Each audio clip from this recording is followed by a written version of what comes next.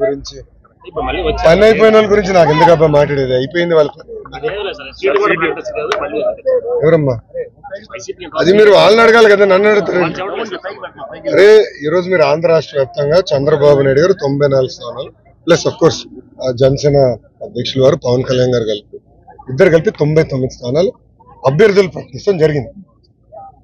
Ready ముందరికెళ్తాం sir.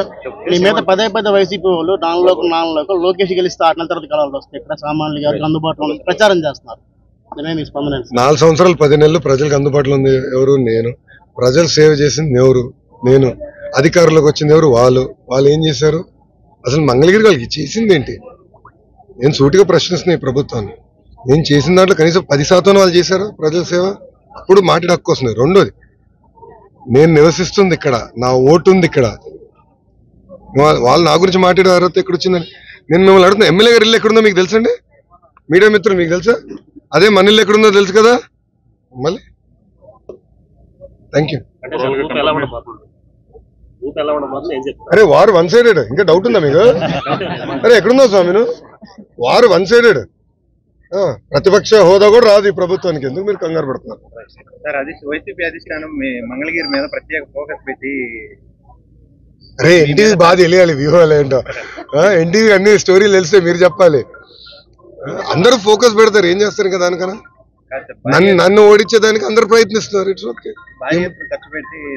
చేయనియండి. ఇప్పుడు భారీ ఖర్చు పెట్టి నన్ను ఓడించే బదులు ప్రజలకు అదే డబ్బులు ప్రజల సేవకి ప్రజల మంచికి ఖర్చు పెట్టుంటే బాగుండేది కదా. ఇప్పుడు నేను అడుగుతున్నా, అనేక హామీలు ఇచ్చారు. 2019 ఇక్కడున్న ఇళ్ళన్నీ రెగ్యులరైజ్ చేస్తా అన్నారు, చేయలేదు.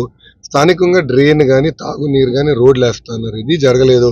కనీసం జగన్ గారి ఇంటి పక్కన ఉన్న బ్రిడ్జ్ కూడా సరిగ్గా వేసుకోలేకపోయింది ప్రభుత్వం.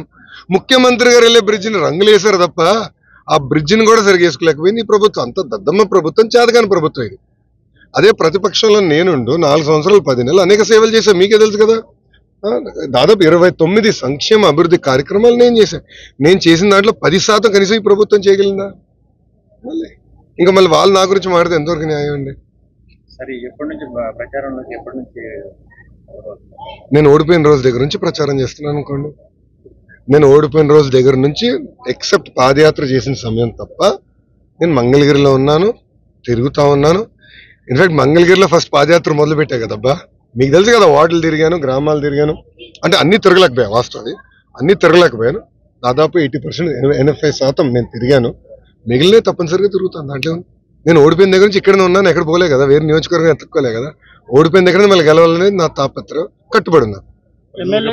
ఎమ్మెల్యే గారికి మిమ్మల్ని రెండోసారి ఓడించి ఇక్కడి నుంచి వెళ్తానని చెప్పడం లేదంటారు మీడియాలో మాట్లాడతారు. అది ప్రజలు నిర్ణయిస్తారు కదా, అది ప్రజలు నిర్ణయిస్తారు. మీరే చూస్తారు కదా. ఇంకా 45 రోజులు ఎన్నికలు జరగబోతున్నాయి.